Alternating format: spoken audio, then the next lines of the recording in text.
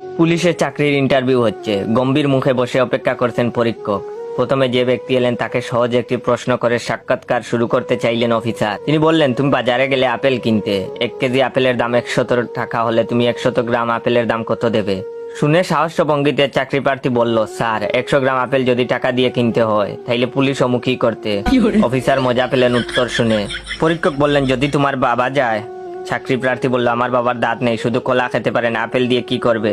তখন তিনি বললেন, আচ্ছা যদি তোমার ভাই যায়? তখন চাকরি প্রার্থী বলল, স্যার আমার ভাই যদি 100 গ্রাম আপেল কেনে তাহলে অযথা 1 কেজির দাম জিজ্ঞেস করবে কেন? 100 গ্রামের দামই জিজ্ঞেস করবে।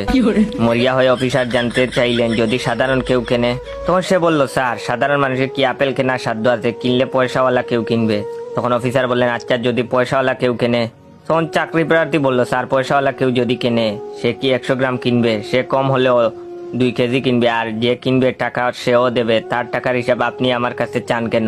এবার বেশ বিরক্ত হয়ে অফিসার জিজ্ঞেস করলো, সামান্য আপেল নিয়ে তুমি এত কথা কেন বলতেছো? এবার প্রার্থী উত্তেজিত হয়ে বলল, স্যার আপেল মোটেও সাধারণ কোনো ফল না।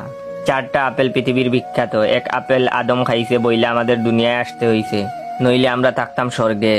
2য় আপেল হইল নিউটনের আপেল। সেদিন নিউটনের মাথায় আপেল না পড়লে এই মহাকর্ষণ অভিকর্ষণ তো পইরা ব্রেইন নষ্ট করতে হইতো না। 3য় আপেল হলো স্টিভ জবসের কামড়ানো আপেল, আইফোন আইপ্যাড এইসব যন্ত্রণা ওই আপেলের জন্য।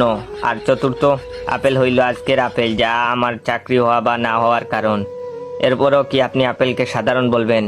এবার হাল ছেড়ে অফিসার জিজ্ঞেস করলেন, তোমার বাড়ি কি নোয়াখালী? এই প্রশ্নের উত্তর সহজ ছিল। প্রার্থী বলল, হ্যাঁ স্যার।